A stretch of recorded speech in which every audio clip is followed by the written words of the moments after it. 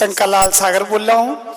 माता के दर्शन तो आज हुए हैं, मैं नाम से ही प्रसन्न हो गया था और नाम सुनकर ही मेरा पोता था अभी 3 महीने का, मगर माता के दर्शन करने के लिए मैं यहाँ पर आया था। माता के दर्शन नहीं हुए, मगर नाम सुनते ही मैं हिंदुरा हॉस्पिटल से आज 5 दिन के बाद ही अपने पोते को घर ले आया हूँ। माता की दया दृष्टि हुई है बहुत ज्यादा, इनके नाम से ही इतनी हो गई। दर्शन तो मैंने माता के अब करे हैं, मैं उनको साक्षात प्रणाम करता हूँ। जय माता की। आपके भाव क्या है उसे देखते हैं, हम दिल से दुआएं देते हैं हर एक को कि आप सबकी मनोकामनाएं पूरी हों, आप सबकी दुख दूर हो जाए।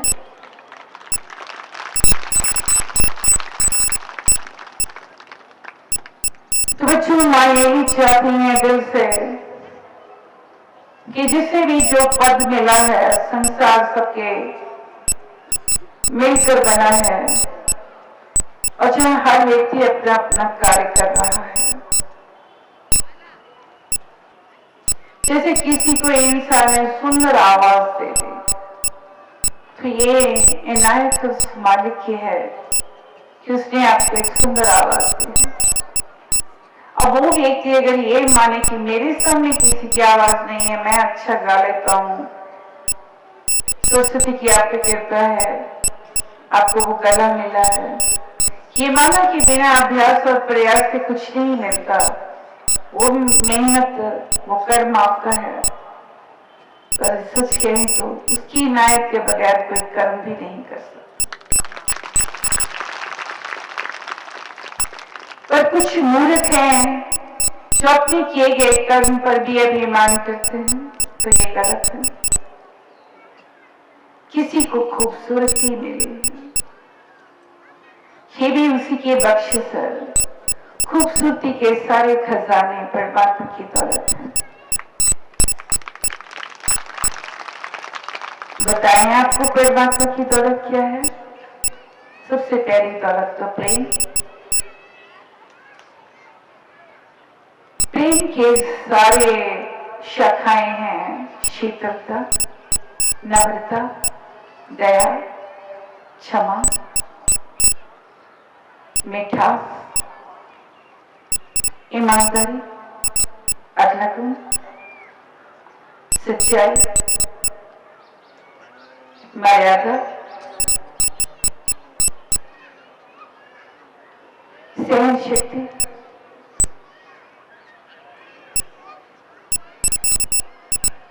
लगन, मेहनत, संकल्प करना, दृढ़ निश्चय होना, जो ठान लेना उसे करके दिखाना, परिस्थितियों से हार नहीं मानना, साचे साहिब पर सच्चा विश्वास करना। विश्वास परमात्मा की सबसे बड़ी दौलत और मिल्कियत है, जो हर एक के पास नहीं आती। कहने भर की बात अलग है कि बोलचाल की भाषा में हर व्यक्ति कह जाता है कि हमें विश्वास है, पर नहीं। जिसे विश्वास हो जाए उसके पास आ जाते हैं भरोसे की शक्ति, फिर वो डरता नहीं। तो उससे भरोसा है, विश्वास है। विश्वास ही एक बहुत बड़ी ताकत है, बहुत बड़ी शक्ति है, जो आसानी से हर एक के पास नहीं आती। और ये सब ईश्वर की मिल्कियत है, ईश्वर के गुण है। आज उसके गुणों की चर्चा करते हैं। तो परमात्मा की तो हर गुण बहुत सुंदर है,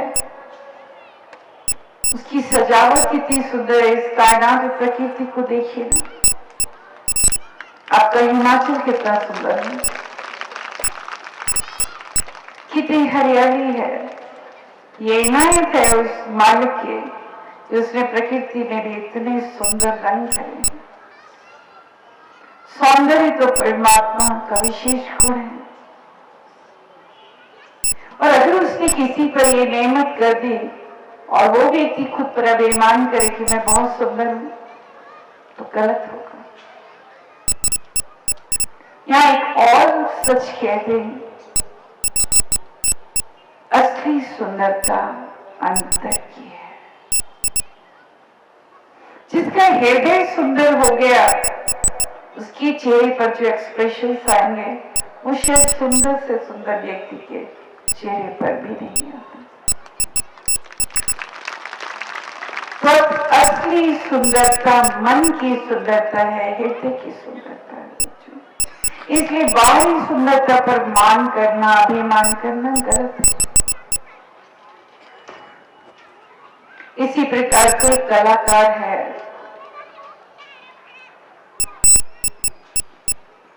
आज यहाँ कलाकारियों के फन और ऐसे कलाकारों की कमी नहीं। कोई शिल्पकार है, कोई पेंटर है, कोई कैनवस पर इतनी अच्छी अच्छी पेंटिंग कर लेता है, तो ये इनायत है। उसके हाथ में वो शफा है कि वो एक पत्थर को मूर्त बना सकता है, तराश सकता है, कैनवस पर सुंदर से सुंदर पेंटिंग बना सकता है। ये इनायत है। और जो इनायत मान के चलते हैं उनके अंदर ये गुण बढ़ता चला जाता है। तो जहां यह बेईमान आ जाता है वहीं रुक भी जाता है।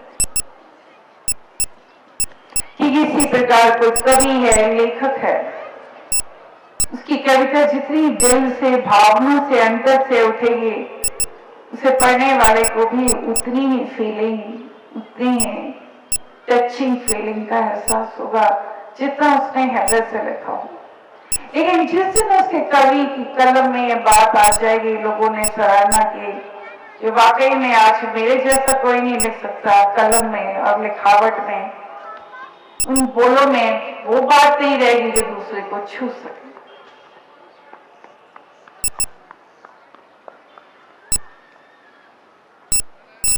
कई बार लोगों का लिखना में बंद हो जाता है।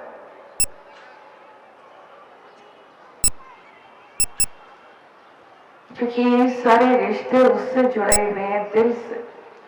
कोई लिखने वाला बैठता है जो उससे जुड़ा है। कई बार उससे जुड़े लोग कहते हैं जब मैं लिखती हूँ, बैठता हूँ तो मेरे दिमाग में कुछ नहीं होता, पर अंदर से दिल कर रहा है कि कुछ लिखना है, बस लिखता चला जाता हूँ। मुझे नहीं मालूम, मैं थोड़ी लिखता हूँ, वो लिखवा। तो ऐसे जज्बात जहां हम उसे मान के चलते हैं, ऐसे गीत लिखने वाले, गीत गाने वाले कलाकार जो कहते हैं मैं नहीं गा रहा, वो गवा रहा, उसके भरोसे पर कार्य करने वाले सचमुच दीवाने हैं और दीवाने ही कुछ कर जाते हैं। आज संसार में दीवानों की कमी हो गई है। आज दीवाना कोई नजर नहीं आता। तो बच्चों, परमात्मा के गुण, परमात्मा के इनायत पर अभिमान करना गलत है। तो इसी का एक उदाहरण देना चाहेंगे आप सबके सामने। अकबर बादशाह के दरबार में 9 रत्न थे। फन की कलाकारी के लिए जाने माना एक रत्न तानसेन, जिसकी आवाज पर खुद अकबर बादशाह कायल थे। अपनी फुर्सत के वक्त में वो तानसेन की आवाज और सुर को सुनना पसंद करते थे।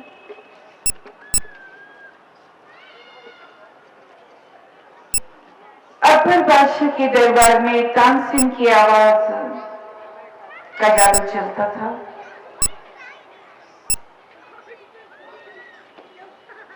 और इसीलिए एक नियम, एक कानून बना रखा था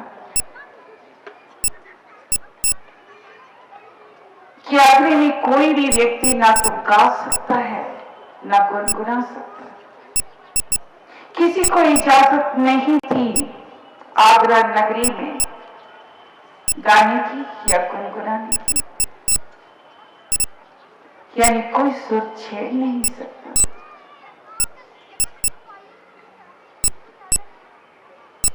इस पाबंदी से बेखबर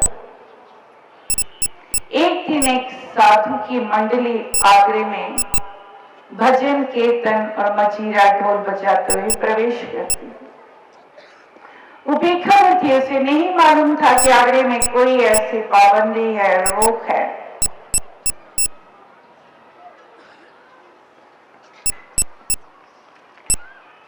उस भजन मंडली की खबर अकबर बादशाह के कर्मचारियों को लग जाती है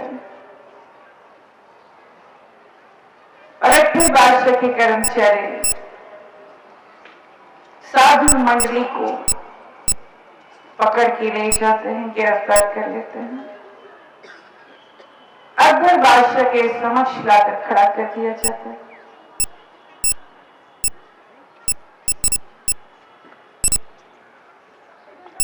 वो बेचारे पूछते हैं कि हमारे से गलती क्या हुई, हमारा जुर्म क्या है, हमें क्यों पकड़ के लाया गया है। उन्हें बताया जाता है कि आपका भजन पढ़ना ही आपका जुर्म है, आपका गाना ही आपका जुर्म है, क्योंकि आगरा नगरी में ये पाबंदी है, सख्त पाबंदी है कि यहाँ वही व्यक्ति गा सकता है, गुनगुना सकता है, उसी को गाने की इजाजत है जो मुकाबला कर सकता है तानसेन का। और अगर किसी ने गा दिया तो उसे तानसेन के साथ मुकाबले में बैठना पड़ेगा, और तानसेन से हारने का मतलब है उसे फांसी की सजा दी जाए।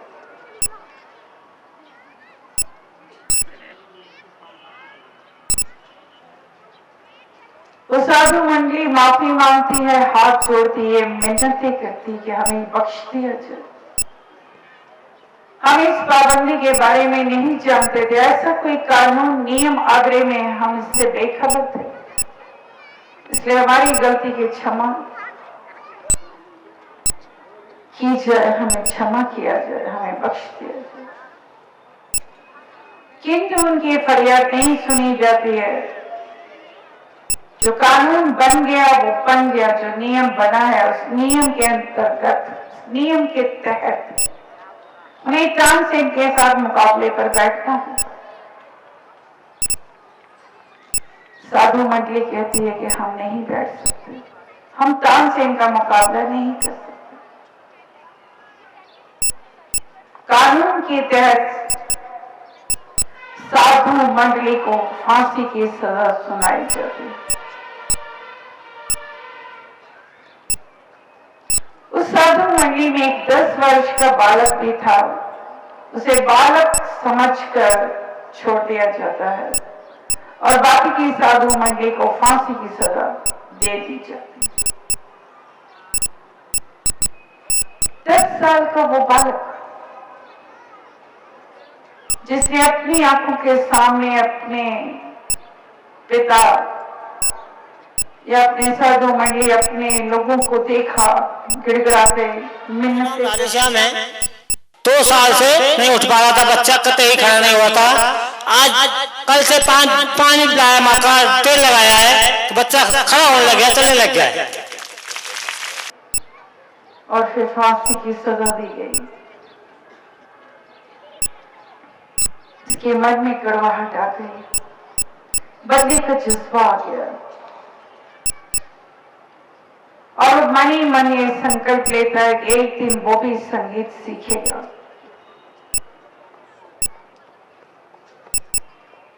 संगीत इसलिए सीखेगा कि उसे बदला लेना है। और इस तरह ये बालक चला जाता है संगीत साधना का अध्ययन करने। कहते हैं इस बालक ने 14 साल संगीत की शिक्षा ली।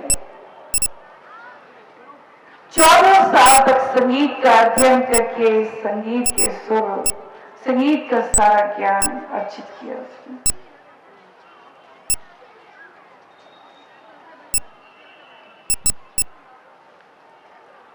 गुरु से इजाजत लेने लगा, क्या मुझे आप इजाजत दें? और आशीर्वाद। गुरु अच्छी तरह जानते थे कि संगीत सीखने के पीछे इसका मकसद क्या है।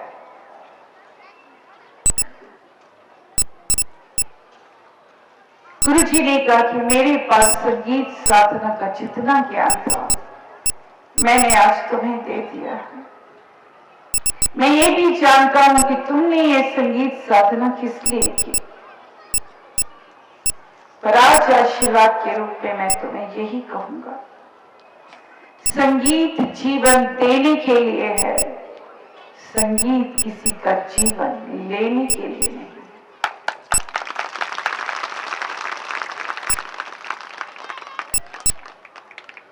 ये बालक जिसे 14 साल तक संगीत का अध्ययन किया, संगीत साधना की, गुरु का आशीर्वाद लेकर आगरा नगरी पहुंचता है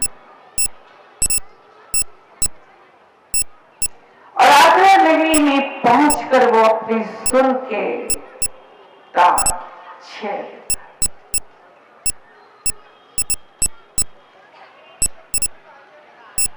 जिधर जिधर भी इसकी आवाज लोग सुनते हैं लोग दीवाने हो जाते हैं।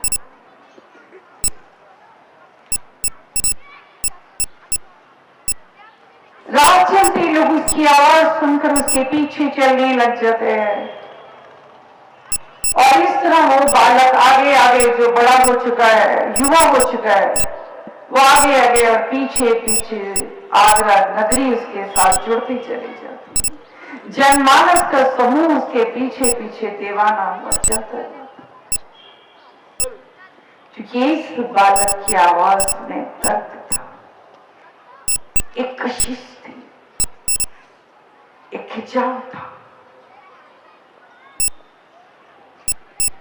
एक मिठास थी, एक ऐसा मर्द जो दिलों को छू रहा था, एक ऐसी सच्चाई जिसे हर व्यक्ति महसूस कर रहा था कि वो उसी के दिल की आवाज है, उसी के दिल का मर्म है। संगीत का एक ऐसा जादू जहां आगरा नगरी जनसमूह जुड़ता चला गया और खबर अकबर बादशाह के कर्मचारियों को ना हो ऐसा हो ही नहीं सकता। कर्मचारी आए और उन्होंने इस बालक को कैद में लिया और अकबर बादशाह के सामने लाकर खड़ा कर। सारी आगरा नगरी आज साथ थी उस बालक के साथ।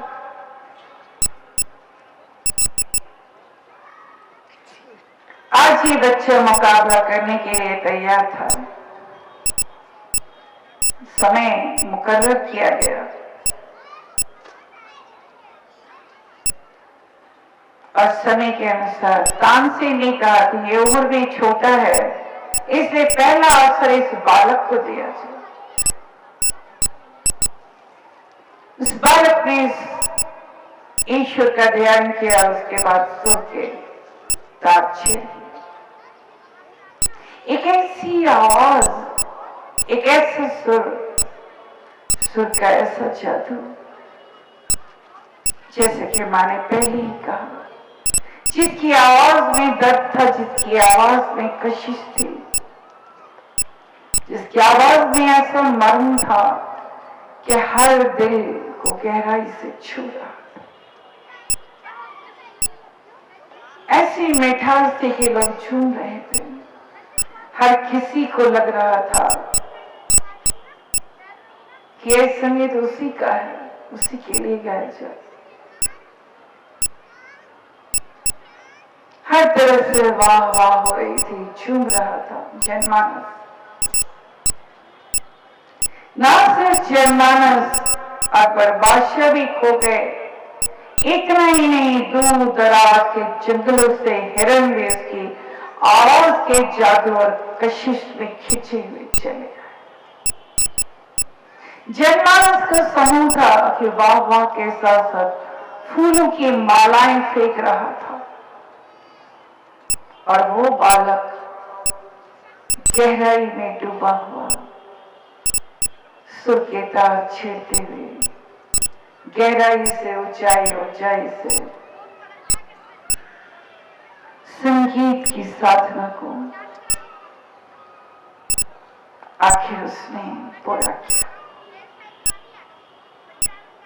जैसे इसकी आवाज थमी, तालियों की गड़गड़ाहट से सारा समा बन गया। उस बालक ने आंखें खोली तो देखा हिरण जंगलों से आए हुए हैं। उसने फूलों की माला उठाई और हिरण के गले में डाल दी।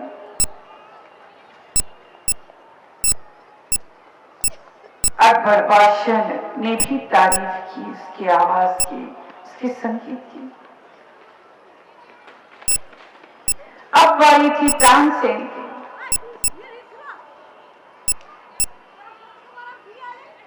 हिरण जा चुके थे। इस बालक ने कहा कि अब आपकी बारी है। ये हिरण जिनके गले में फूलों की माला मैंने पहनाई है, अब आप मुकाबले पे बैठिए और ये हिरण को आप वापस बुला लीजिए। तानसेन ने भी सुर के तार छेड़े, मगर तानसेन की आवाज में दर्द नहीं था। वो तड़प भी नहीं थी, वो कशिश भी नहीं थी। कोई हिरण लौट के नहीं आया। जो जनमानस बैठा था आगरा नगरी का, वो भी उठ के जाने लग गया। जाहिर सी बात है उस बालक की वजह हुई तानसेन की हार।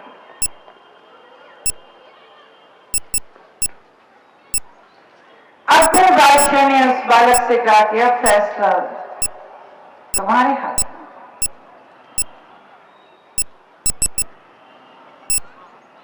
उस बालक की आंखों के सामने वो दृश्य था 14 साल पहले, जब उसी के अपने उसकी साधु मंडली गड़गड़ा रही थी, मिन्नतें मांग रही थी, उन्हें क्षमा कर दिया जाए। और उनकी फरियाद नहीं सुनी गई, उन्हें फांसी की सजा दी गई।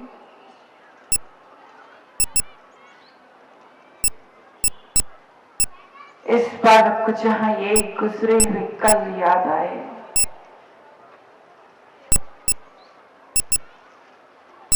तो यही सच में उसके सामने था कि आज उसकी जीत हुई है, पर उसके गुरु के कारण। गुरु ने उसे संगीत साधना का ज्ञान दिया, शिक्षा दी, आज उसे इस काबिल और योग्य बनाया कि आज वो जीत गया, तानसेन को हरा दिया। गुरु को याद करते ही गुरु के बोल याद आ गए, वचन याद आ गए। आशीर्वाद देते समय गुरुजी ने कहा था, संगीत जीवन देने के लिए है, किसी का जीवन लेने के लिए नहीं।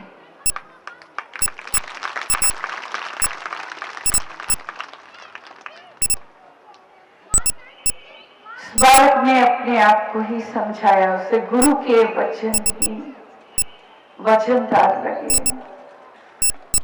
बहुत ऊपर लगे।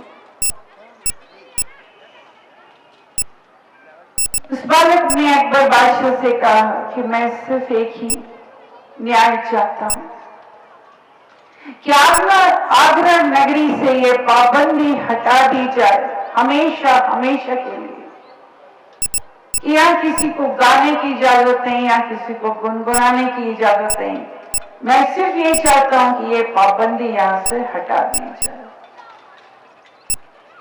तो जी हाँ बच्चों, उस दिन से आगरा नगरी से यह पाबंदी हटा दी गई। आप जानना नहीं चाहेंगे कि यह बालक कौन था? इस बालक को अकबर बादशाह ने अपनी तरफ से खिताब दिया, और उस खिताब, उस नाम को आप सब जानते हैं, बैजू बावरा। जी हाँ, ये बच्चा बैजू बावरा के नाम से जाना गया। अंत में वैसे तो अभिमान के एक नहीं अनेक कारक हैं, और इस बुराई की चर्चा करते रहेंगे तो प्रवचन बहुत बड़ा हो जाएगा। सिर्फ एक ही कारण, यश और कीर्ति का भी। अक्सर लोगों से यह सुना है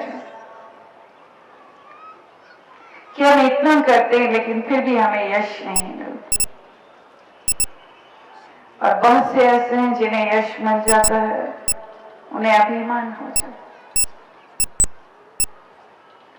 बच्चों, इस बात से मां इनकार नहीं करती कि जो इंसान अच्छा कर्म करता है बदले में जरूर चाहता है कि उसकी तारीफ हो, और ये जरूरी भी है। सामान्य व्यक्ति के लिए इसलिए जरूरी है, उसका अप्रिशिएट करने से उसका उत्साह बढ़ता है। तो ये गलत तो नहीं है। आपकी माँ भी हमारे बच्चे को अच्छा काम करते तो हम जरूर तारीफ करते हैं और शाबाशी देते हैं, क्योंकि वो जरूरी है इंसान को आगे बढ़ाने के लिए, उसके उत्साह को, उसके जज्बात को, उसे इंकरेज करने के लिए। और ऐसा होना चाहिए।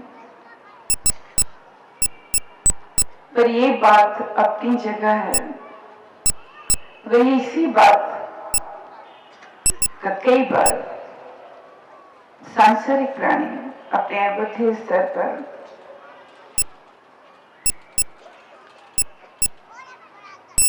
गलत परत भी चढ़ जाते हैं। उन्हें लगने लगता है कि हमारे जैसा कोई नहीं। बहुत से ऐसे लोग हैं जिन्हें उनकी यश कीर्ति के लिए उन्हें अवार्ड से नवाजा जाता है, और अवार्ड पाने के बाद उन्हें लगता है कि हम संसार में कुछ अलग हो गए, हम ऊपर हो गए।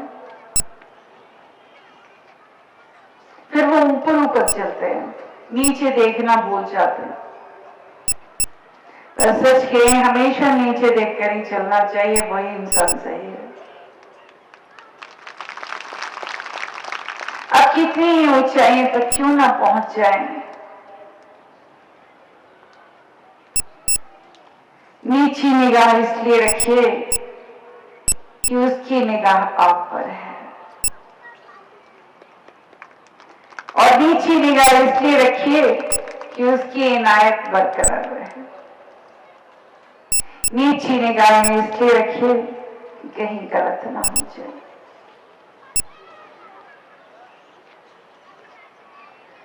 तो बच्चों, संसार अच्छे कर्म भी करना चाहता है, उसके बारे में अवार्ड भी चाहता है, लेकिन अवार्ड अगर ज्यादा मिल जाए, यश कीर्ति हो जाए, तो उसका अभिमान मिल जाता है। ये सब सिर्फ इसलिए किया जाता है आपको इंकरेज करने के लिए, आपको बढ़ावा देने के लिए, और आप सही राइट वे पे चलते रहें। लेकिन राइट वे पे चलते चलते अगर अभिमान करने लग जाएंगे तो गलत हो जाएंगे।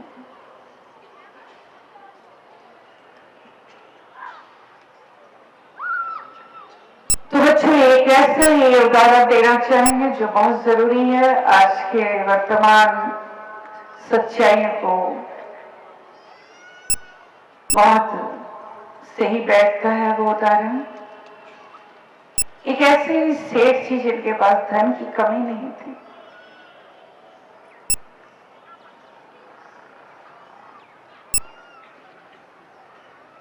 और वो दिखते भी थे कि बहुत धर्मात्मा है।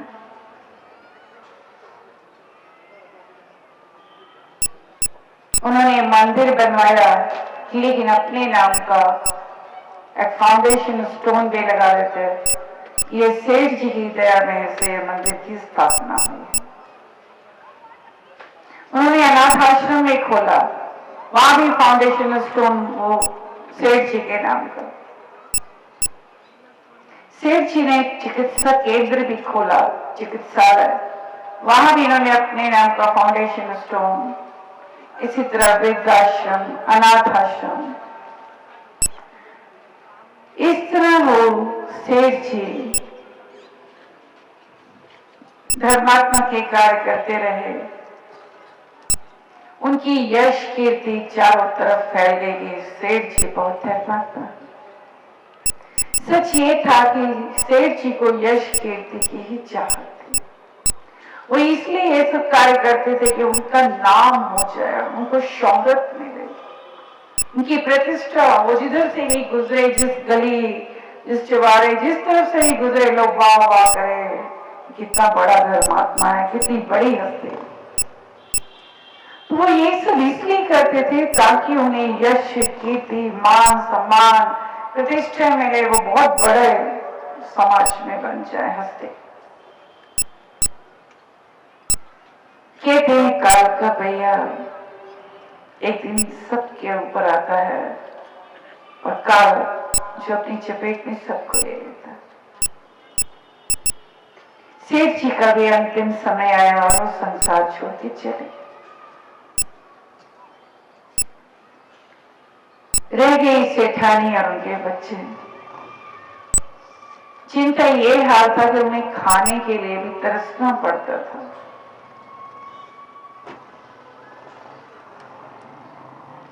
कुछ ऐसे परिचित थे जो सेठानी से मिलने आते हैं, तो किसी एक को उस पर दया आ गई। उन्हें कहा कि आप फिक्र मत करिए,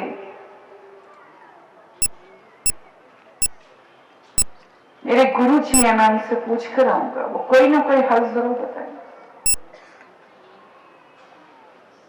वो गुरु जी के पास गए, उनसे जाके बताया कि हमारे सेठ जी तो इतने धर्मात्मा थे कि आप चले जाएं तो आपको पता चलेगा कि उन्होंने कितना कल्याण के कार्य किया। चिकित्सा केंद्र सेठ जी के नाम पर बना है, वृद्धाश्रम सेठ जी के नाम पे बना है, मंदिर सेठ जी के नाम पे बने हैं, अनाथ आश्रम, धर्मशाला। उन्होंने कोई ऐसा काम नहीं छोड़ा जो धर्म के नाम पे ना हो। तो एक ऐसा व्यक्ति जो इतना धर्मात्मा, जिसने इतने धर्म के काम किए, हैरत होती है कि आज उन्हीं का परिवार दाने दाने को तरस रहा है। और ऐसी सच्चाई देखकर तो लोगों का धर्म के नाम पर विश्वास उठ जाएगा कि कोई व्यक्ति इतना धर्मात्मा हो और उसी का परिवार आज दाने को तरस रहा है, तो धर्म पे कौन यकीन करेगा।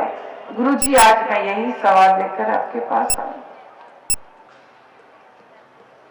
तो गुरुजी ने कहा कि देखिए, हकीकत कुछ और है। सच्चाई ये है कि सेठ जी को सिर्फ यश कीर्ति की ही चाहत थी।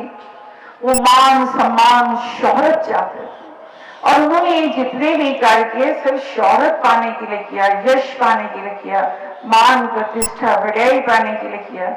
कोई परमात्मा को पाने के लिए नहीं किया, कोई पुरुषार्थ के कार्य करने के लिए नहीं किया कि मैं ये कार्य करूंगा तो मुझे भगवान मिलेगा, या कोई रब्बी गुण मेरे अंदर आ जाएंगे, या रूहानियत को प्राप्त करने के लिए, रूहानियत के मार्ग पर चलने के लिए नहीं किया। उन्हें सिर्फ एक ही भूख थी, एक ही चाह थी, उन्हें शोहरत चाहिए, उन्हें यश चाहिए, और इसीलिए उन्होंने ऐसा किया। तो उन्होंने जो भगवान से चाहा, भगवान से जो मांगा, भगवान ने उन्हें दे दिया, तो हिसाब बराबर हो गया। उसने अपने धन को यश पाने के लिए, शोहरत पाने के लिए किया, तो भगवान ने उन्हें बहुत शोहरत दी, उन्हें बहुत काम मिला, सारा संसार उन्हें जानता है। उस व्यक्ति ने कहा, लेकिन हल क्या है? आज उसका परिवार दाने दाने को तरस रहा है।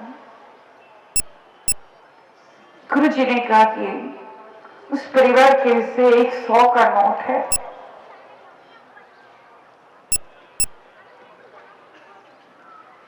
जब हम दिल से देने का जज्बा रखते हैं तो परमात्मा की दया होती है। उन्होंने तो सब धन शोहरत यश कीर्ति में गवा दिया, जो चाहा था वो मिल गया। उस व्यक्ति ने आकर सेठानी से गुरु जी की कही गई बात को व्यक्त कर दिया। सेठानी जी ने जब ये सारी बात सुनी तो सेठानी ने कहा कि आप गुरु जी से हमारी तरफ से प्रार्थना करें कि क्या हमें वो 100 का नोट नहीं मिल सकता? क्या एक बार हम भरपेट भोजन नहीं कर सकते? क्या जरूरी है कि अब दाने दाने को तरसते रहें? उस व्यक्ति ने कहा कि मैं गुरु जी से जरूर बात करूंगा। उस व्यक्ति ने जाकर गुरु जी से निवेदन किया कि सेठानी ने कहा है क्या 100 का नोट हमें एक बार में नहीं मिल सकता? ऐसी अभिलाषा की है सेठानी ने। गुरु जी ने कहा कि ठीक है, आप ये 100 का नोट ले जाइए। सेठानी जो सच्चाई समझ चुकी थी आज, उसने पहले भगवान का शुक्राना किया, गुरु का शुक्राना किया, मत्था टेक के वो 100 का नोट स्वीकार किया। फिर परमात्मा को याद करते हुए सच्चे मन से, सच्चे भाव से वो राशन खरीद के लाई 100 के नोट का, और सारा सामग्री राशन लंगर पकाने के लिए जो लाई थी, उसने सारा लंगर के लिए भोजन तैयार किया। आज वो जान गई थी कि इबादत क्या है, परमात्मा की बंदगी क्या है। फिर ऐसे स्थान पे गई जहां कोढ़ी अपाहिज भिखारी लोग मौजूद थे। सेठानी ने उन सबको भोजन कराया, ऐसा भोजन कि वो सुबह से शाम तक कराती गई, लेकिन भोजन में ऐसी बरकत कि वो खत्म ही नहीं हुआ। इतना सा बहुत सारा बच गया।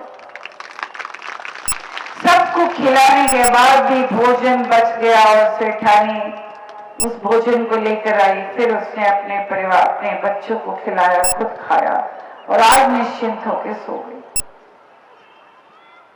सुबह उठी तो बिस्तर झाड़ के ठीक करने लगी तो देखा तकिए के नीचे फिर 100 का नोट पड़ा। उसने फिर वही कार्य किया, फिर राशन लंगर सब्जी लेके आई, पकाया, पहले दूसरों को खिलाया, दूसरों की मदद की जो जरूरतमंद है। फिर भोजन बच गया, फिर अपने परिवार खिलाया, फिर सो गई। इस तरह रोज प्रातः उठती, रोज उसे 100 का नोट मिल जाता। रोज वो यही क्रम दोहराती, यही सिलसिला दोहराती और खुशी खुशी आज जी रही।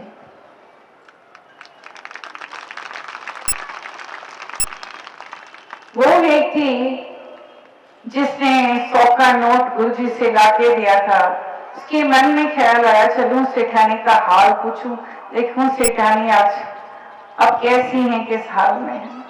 देखा तो सेठानी के चेहरे पर रंगत है, बहुत खुश है, कहीं कोई चिंता नहीं है, बिल्कुल बेफिक्र है, बहुत खुश नजर है। उसने पूछा कि आखिर आपको देख के लग रहा है कि अब आप बिल्कुल खुश हैं, आपको कोई चिंता नहीं है, आखिर इसका राज क्या है? उसने बोला आपके उस 100 के नोट का ही कमाल है। मैं रोज उससे लंगर का सामान खरीद के लाती हूँ, लंगर खुद श्रद्धा से बनाती हूँ, फिर जरूरतमंद को जाकर खुद लंगर खिलाती हूँ। उस लंगर में इतनी बरकत होती है, उसके बाद मेरा सारा परिवार खाता है, तब भी लंगर बच जाता है। सुबह उठती हूँ तो देखती हूँ 100 का नोट फिर पड़ा है, फिर मैं यही क्रम दोहराती हूँ। वो व्यक्ति से रहा नहीं गया, वो गुरु जी के पास पहुंचा। आपने तो कहा था कि उसके से एक ही 100 का नोट है और आप रोज उसको 100 का नोट मिल रहा। गुरु जी ने कहा कि वो 100 का नोट उसके लेखे का था, उसके हिस्से का था। उस 100 के नोट से वो कितनों को खिला रही, कितनों को दान कर रही है, इसलिए 100 का नोट जो रोज उसे देना पड़ता है।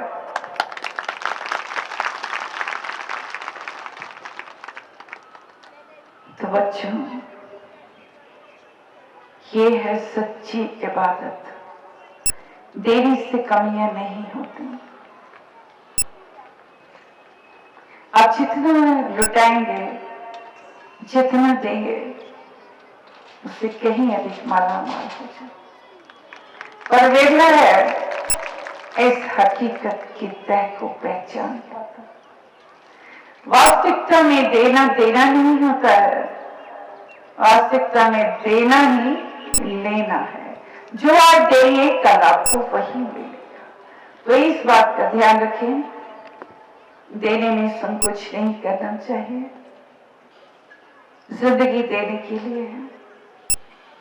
देने का कोई भी पल हो, खुशियां हो, व्यवहार हो, आपके मानवीय गुण हो, धन हो, प्यार हो, ये सब रब्बी दौलत है और रब की मेहनत से आपको मिली है। तो इसे देने में संकोच नहीं करना चाहिए और इसका अगर आप अभिमान कर रहे हैं तो गलत कर रहे हैं। तो बच्चों, अंत में अब हम यही कहेंगे कि जब तक आपके अंदर अभिमान है, मैं है, तू का निवास नहीं हो सकता, वो परमात्मा आपके घर पे नहीं आ सकता।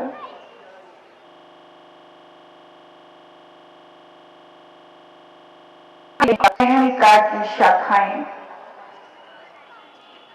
बिखरी पड़ी हैं और इसी अहंकार की शाखाओं के कारण तरह तरह के झगड़े हैं, कलह है। इंसान स्वार्थी है, अपने बारे में सोचता है, खुद को प्राथमिकता देता है, दूसरों को समझ नहीं पाता, आगे बढ़ भी नहीं पाता, सीख भी नहीं पाता। आपके अंदर जब तक नम्रता का गुण नहीं आता, आप परमात्मा के करीब नहीं जा सकते। अगर उस ईश्वर को पाना है तो नम्रता के गुण को अपनाइए। नम्रता जिसमें सरलता है, जिसमें सादगी है, जिसमें सच्चाई है, जिसमें किसी भी प्रकार की बनावट नहीं है, जिसमें किसी भी प्रकार का छल कपट नहीं है, तो परमात्मा ऐसे ही गुणों से रचता है। और अगर परमात्मा को पाना है तो आपको मैं को मिटाना होगा। खुद ही मिटेगी तो खुदा मिलेगा। तो ये था आज का प्रवचन।